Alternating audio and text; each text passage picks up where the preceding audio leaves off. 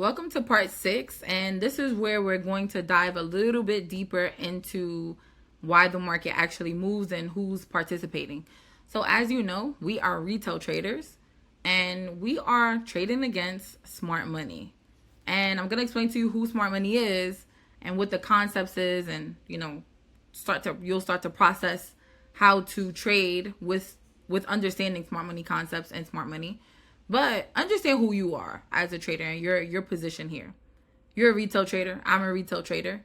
We have the privilege of buying and selling at any area in the charts. When we open up the charts, if the market is open, we have the luxury of placing buys and sells. And for smart money, it's a lot different. So for smart money, they cannot just go in and place buys and sells anywhere. They cannot have all of their orders fulfilled at one time because they have so much capital that it would completely imbalance the market. And so sometimes we do see that there are huge gaps and huge areas of imbalance, and that's with all of their orders not even being tagged in. Okay, so I'm just trying to let you know like what we're playing against. And the idea for smart money concepts and understanding smart money concepts is that we can start to look through their lens and see where they're attracted to and participate where they're attracted to, because the trades are going to go a lot better for us than trying to go against smart money concepts. What most of us are taught early on is how to become smart money targets, right? Like your support and resistance. You know, if you see price going to particular areas over and over and over again, you take those opportunities, and then you see that you're being stopped out. It may work for you a few times, and then eventually you see that you're stopped out of the trade, or not understanding liquidity or what smart money is targeting, not understanding where they're entering, entering where they're exiting and things like that. It's a huge amount of information to learn, and I'm gonna try to break this down to you very simple.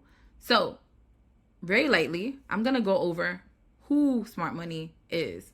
So smart money refers to the participants with enough capital to influence price movement.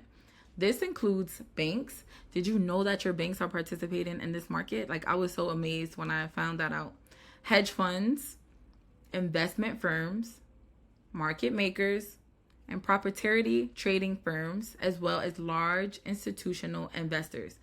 So, I don't know about you guys, but this sounds like a whole lot of money, right? And they have to be very strategic when they are in charge of all of this money. And we have to be strategic as well. So we have to take our trading very serious. We have to take risk management very serious. And we have to start to understand where these people are looking for entries and where these people want to exit.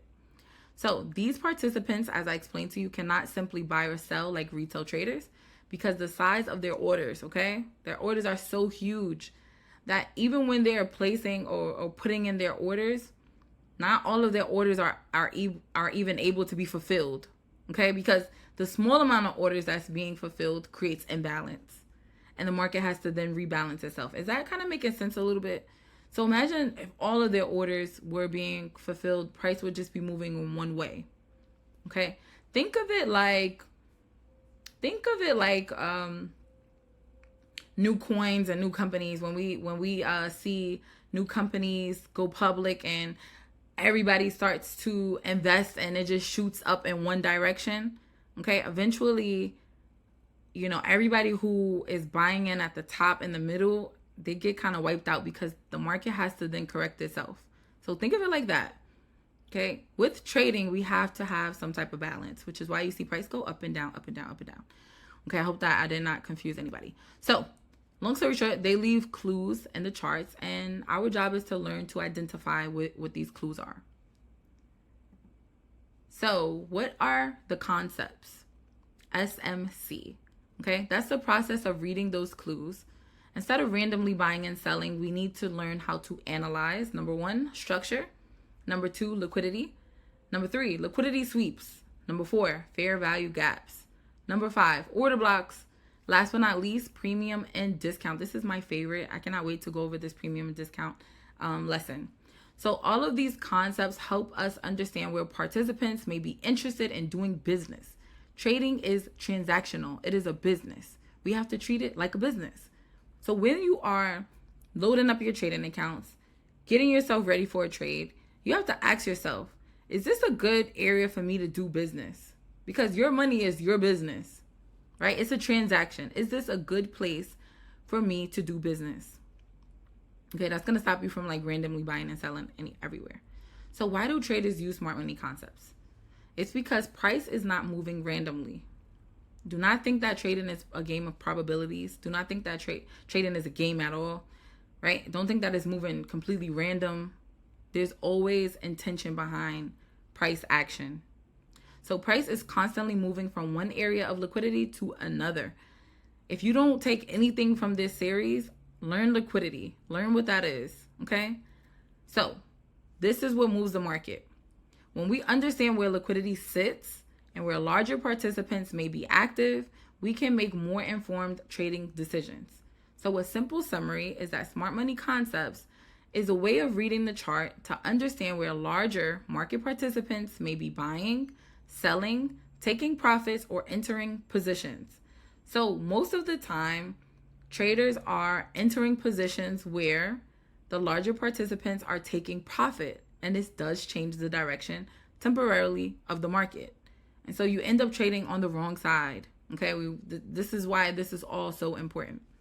So let's go to my little animation. As I stated, I'm a visual learner. As adults, it's very hard to stay focused, so I like to bring colors to the charts. If you have seen any of my charts or any of my like students' charts, they are colorful because it's nice to look at. Okay, so as you can see, don't worry if you don't understand what demand zones are yet or order blocks, because those are in the upcoming lessons. I have a demand zone right here. I have an order block. I have some candles over here to the left. I have a huge gap, and this yellow represents a fair value gap. And then I have a continuation of price action with this bullish candle. Then we have a doji candle in the middle. Doji candles normally signify like a change in direction in the market. Like the market is maybe exhausted from that direction and we're going to get a turnaround. And then we have this bearish candle and this arrow pointing back down to this demand zone / order block, which don't worry if you don't understand. The next lesson will explain that fully. So what has happened here? Can you take a guess? Well, we have some investors, we have the banks, and we also have large companies here. The reason why I have them above this order block / demand zone is because they have placed orders in the market. And maybe not all of their orders, but some of their orders have been fulfilled. And so price has taken off because, as I stated, they're coming with a large capital. Price has taken off, but it's coming back. Why would price be coming back to this particular area? Well, guys, it's because price needs to come back or return to mitigate the market. Remember, it left a huge gap, and also pick up the remaining orders. So if we were looking in the charts and we wanted to buy, number one, we wouldn't buy from this area. This is where most traders see like big green candles and they start to buy.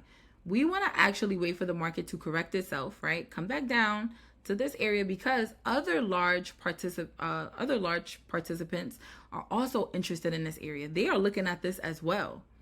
Some orders have been opened here. Price shot up. It left behind imbalance. Oh, we're going to get in here. This looks like a good place to get in. And some traders also take the opportunities of selling down to mitigate the areas. So those are two high probable setups, as I like to say, where you can participate in the market and it's not random. So once price returns to this area, okay, sometimes we have some people who start to buy immediately. Price may go a little bit deeper. This is the liquidity grab. And then eventually it'll turn around and possibly head back up, targeting the people who sold. So it's all about grabbing liquidity and fulfilling orders. Okay. I hope that was not confusing. And one little thought bubble that I have here is don't predict, identify. This is the way you want to trade. Don't predict, identify. And if you can't identify, sit on your hands until price makes itself clear. So in the next lesson, we're going to be going over order blocks, supply zones, and also demand zones.